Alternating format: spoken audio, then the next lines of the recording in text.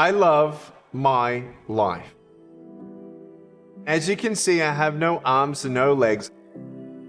And it's not like one day I went to school and then kids teased me and told me that I had no arms, no legs. I knew I had no arms and legs, but I didn't think it was such a big deal until the world told me that I was an alien, that I was ugly, that I wasn't good enough. And when the doctors saw me for the first time, they apologized to my parents that they did not pick it up in the ultrasounds and give them an option to abort me. They were absolutely convinced that I'd never have a quality of life. I didn't want to be special. I just wanted to be valued. I wanted to know that I wasn't a mistake. I wanted to know that in Jeremiah 29:11, how God says he has a plan, hope, and future.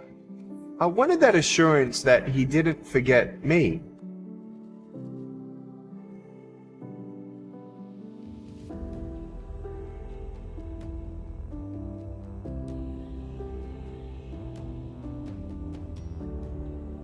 Many of us secretly struggle. I know I did. When I was 8 years old, I went into a very dark place. A depression that lasted 5 years. And that depression peaked during an attempted suicide of me trying to swallow water and then inhale water to drown myself in the bathtub of my own home. I convinced myself there was no hope. I convinced myself that there was no God, but if there was a God, he was simply unfair. I prayed for a miracle, and a miracle did not come. At age 13, something interesting happened. I hurt my little foot. My foot allows me to walk. And all of a sudden, I'm a limbless man who used to walk, who now can't.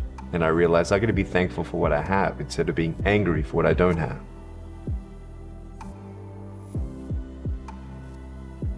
But I realized pretty quickly that God held me.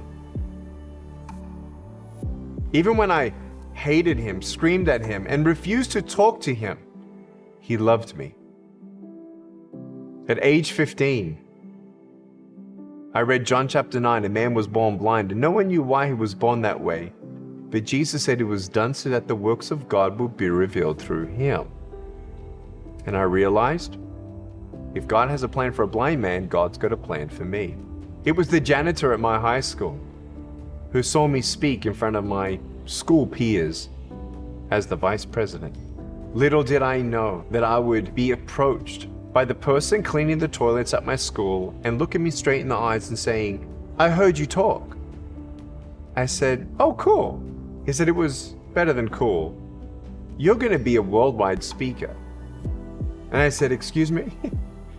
He said, "You're going to go around the world and speak." And I said, "No way. You're crazy. What am I going to talk about?" "Your story."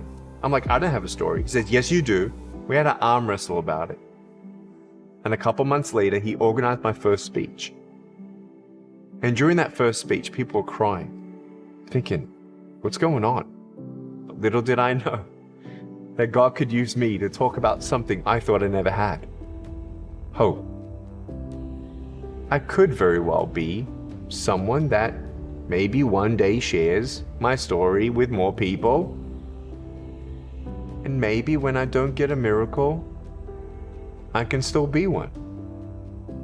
Well, I'll tell you right now, I have a pair of shoes in my closet in case God gives me arms and legs. But I've realized two things. Number one, the greatest miracle of all that I'll ever receive in my life is my soul being saved, me being filled with the Holy Spirit, having a relationship with Jesus where I abide in him and he abides in me, him being my comfort, my strength, giving me guidance and wisdom throughout my life. Anything more than my salvation is just a bonus. Well, he gave me a couple more bonuses. A wife, beautiful wife. She's amazing. 4 kids, beautiful kids. They're amazing.